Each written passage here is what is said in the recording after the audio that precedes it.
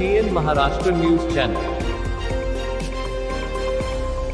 सोलापुरात विमानतळ होटगी रोड परिसरात गेल्या जवळपास एका वर्षापासून 80 वर्षीय आजी, त्यांची मुलगी आणि 4 वर्षांचा नातू असे तिघेही अत्यंत हलाखीच्या परिस्थितीत रस्त्यावर बेघर अवस्थेत जीवन जगत होते.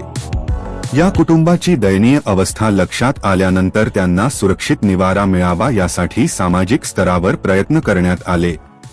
मूनमार्टचे मालक तसेच श्री सिद्धेश्वर फाउंडेशनचे खजिनदार सिराज सलगर यांनी या कुटुंबाची योग्य ठिकाणी व्यवस्था करण्याची गरज व्यक्त केली. त्यानंतर सामाजिक कार्यकर्ते जीवन चाबुकस्वार यांच्या माध्यमातून नगरसेविका सौ श्रीदेवी फुलारे यांच्याशी संपर्क साधण्यात आला. घटनेची माहिती मिळताच नगरसेविका श्रीदेवी फुलारे यांनी तातडीने दखल घेत संबंधित तिघांना सोलापूर महानगरपालिकेच्या आपुलकी बेघर निवारा केंद्रात दाखल करण्याचे निर्देश दिले. विशेष म्हणजे माहिती मिळाल्यानंतर अवघ्या 15 मिनिटांत त्या स्वतः निवारा केंद्रात पोहोचल्या आणि संबंधित कुटुंबाला त्वरित दाखल करण्याची प्रक्रिया पूर्ण करण्यात आली. निवारा केंद्रात या तिघांसाठी मोफत निवास, पौष्टिक आहार, गरम पाण्याने आंघोळीची सुविधा तसेच इतर आवश्यक सोयी उपलब्ध करून देण्यात आल्या आहेत. याशिवाय निवारा केंद्रातील कर्मचाऱ्यांना या कुटुंबाची विशेष काळजी घेण्याच्या सूचनाही श्रीदेवी फुलारे यांनी दिल्या. दीर्घकाळ रस्त्यावर बेघर अवस्थेत जीवन जगणाऱ्या या कुटुंबाला सुरक्षित आसरा मिळाल्याने समाधान व्यक्त करण्यात येत आहे. श्री सिद्धेश्वर फाउंडेशनचे पदाधिकारी, सामाजिक कार्यकर्ते तसेच स्थानिक नागरिकांनी नगरसेविका श्रीदेवी फुलारे यांच्या तत्पर प्रतिसादाबद्दल आभार व्यक्त केले असून त्यांचे समाजाभिमुख कार्य असेच सुरू राहावे अशी अपेक्षा व्यक्त केली आहे. विमानतळ परिसरात त्या आजीबाई, त्यांची मुलगी आणि ते 2 वर्षाचा मुलगा जवळपास 1 वर्ष झालं रस्त्यावरतीच गुजारा करत होते. आम्ही श्रीदेवी ते फुलारेंना फोन केल्याच्या 15व्या मिनिटामध्ये त्यांनी आम्हाला इथं त्यांनी सोय केलेली आहे. आणि आदरणीय वाघमारे दादा, इथं परिसर पाहून आम्हाला एवढं चांगलं सुरक्षित वाटतंय की वंचितांचा आधार श्रीदेवीताई आणि वाघमारे दादा आहे. आपण जेवढे आपले आई वडील सिनियर सिटीजन आहेत त्यांचा घरी जेवढा चांगला सांभाळ होऊ शकत नाही तेवढा चांगला सांभाळ इथं होईल अशी आम्हाला गॅरंटी वाटते. एवढी स्वच्छता, एवढं सुंदर जेवण, एवढं आंघोळीची, पाण्याची, पंख्याची, लाईटची व्यवस्था आहे. तर असे जे रस्ते पडलेले किंवा ज्यांना कोणी आधार नाही त्या आधाराचं इथं आपुलकी केंद्र आहे. ताई आणि दादांच्या माध्यमातून हे जे काही सुंदर काम चाललेलं आहे असंच काम चिरंतन चालत राहो ही श्री सिद्धेश्वरच्या प्रार्थना करतो. आणि जीवनदादा आणि ताईंनी जे आम्हाला 5-10 मिनिटात लगेच रिस्पॉन्स दिला, त्यांची व्यवस्था इथं आणून केली, त्याच्याबद्दल आम्ही दोघांचे पण आभारी आहोत. असंच चांगलं काम यांच्याकडनं वाघमारेकडनं व्हावं ही श्री सिद्धेश्वरच्या प्रार्थना करतो. धन्यवाद. थँक्यू. तुम्ही काही लोक काही महिन्यापूर्वी जे बेघरामध्ये तुम्ही लोकांना घेऊन गेलं त्या ठिकाणी 3 लोक आहेत, त्यांना आपण पोस्ट करा म्हणून सांगितलं. मी आपल्या महापालिकेच्या अधिकाऱ्यांना त्यांना कॉल करून त्यांनी सांगितलं आपण हे 3 लोक इथे घेऊन येत आहेत आणि आपल्या महानगरपालिकेचे हे जरा चांगल्या पद्धतीने काम करायला बघतील. त्या लोकांना तिथे घेऊन आले, लगेच आपण त्यांना चांगली सोय करून दिली. आजीला थोडी जरा तब्येत थोड्या बाहेरच्या हवामानामुळे थोडी तब्येत ठीक वाटत नाही आहे. तिला आपण इलाज वगैरे करून गोळ्या औषध वगैरे चांगल्या पद्धतीने देखभाल करूया आणि तिच्या मुलींचं पण चांगल्या पद्धतीने सांभाळ करूया. कारण की असे लहान मुलं आहेत की आपण बघायला बघतो की देशामध्ये, समाजामध्ये अशा लहान लेकरांसोबत किती विचित्र घडायला बघतं. ते न घडण्यासाठी, नाही करण्यासाठी एक महिला म्हणून त्यांनी, एक मुलीचं सांभाळ म्हणून त्यांनी तिच्या आईला, तिच्या आजीसोबत हे आधार केंद्र, आपले बेघर केंद्राने जे यांना आसरा दिला ही खूप चांगली गोष्ट आहे. आणि तुम्ही ह्या आसरा दिलेल्या जागेमध्ये चांगल्या पद्धतीने राहावा, करा, चांगली देखभाल करा. तेवढंच बोलते, 2 शब्द संपवते. आणि ते सर्वजण घेऊन आल्याबद्दल सगळ्यांचे, जिथं कोणी असे असेल ज्याला समाज नसेल तसे लोक इथे या. कारण की जे रस्त्यावर बसणारे पण भिकाऱ्यांना जास्त फरक नाही. कारण की ते फ्रीमध्ये राहू शकतो, गुणगिरी करू शकतो. उद्या या लोकांमध्ये काय तर हानिकारक झालं तसं असल्यावर काय, ज्याला कोणी समज नाही त्या लोकांना आपण इथं जागा दिली. धन्यवाद. तुम्ही बोला. म्हणजे इतक्या प्रमाणात असे व्यसनी लोक असं या चांगल्या ठिकाणी राहत असतात. तर आम्ही त्यांना आणत असतो पण ते लोक राहत नाही. खरं तर आमचा हा जो प्रकल्प आहे या शहरामध्ये असणारे जे स्मार्ट सिटी आहे तिथं ते लोक जे घाण करतात ते करू नये आणि इथं राहावं, त्यांची उन्नती करून घ्यावी. हे विश्व फार मोठा आहे, व्यापक आहे. सर्वांच्या समस्या सोडवण्यासाठी विश्वातील प्रत्येक नागरिक सगळ्यांनी सगळे सुखी व्हावं, आनंदी व्हावं म्हणून आज मदत करतात. तेव्हा खऱ्या अर्थानं सोलापूर शहरामध्ये हे एक सोलापूर शहर उत्तर भारत दक्षिण भारताचं एक मध्यवर्ती केंद्र आहे. रेल्वे वगैरे येणारे लोक आहेत, इथं मिसिंग होतात, ॲक्सिडेंटेड आहेत, मेंटल रिटायर आहेत आणि आजारी आहेत. तर अशा मानसिक रुग्णांचं सुद्धा आम्ही रेल्वेच्या प्रशासनाकडून घेऊन त्याला चांगले करून त्याच्या घरी पाठवलेले आहेत.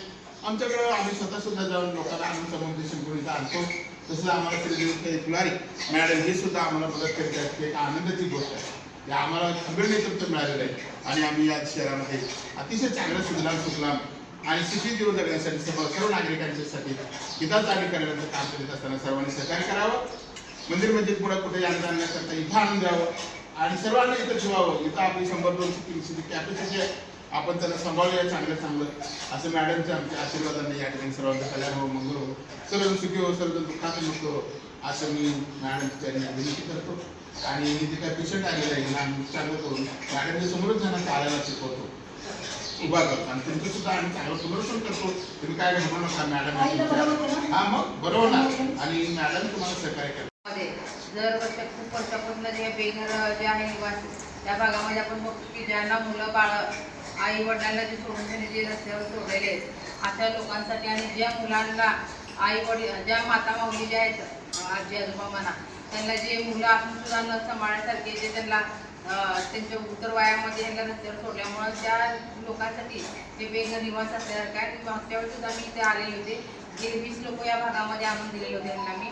आणि आपण बघतो मागच्या वेळेपेक्षा या ठिकाणी चांगल्या पद्धतीची स्वच्छता असल्यासारखी आहे आणि खाण्याची पण सोय चांगल्या पद्धतीने असल्यासारखी. आता मी किचनमध्ये पण जाऊन त्यांनी बघितले जेवण पण चांगल्या पद्धतीने ह्याला दिलं जायला बघतं.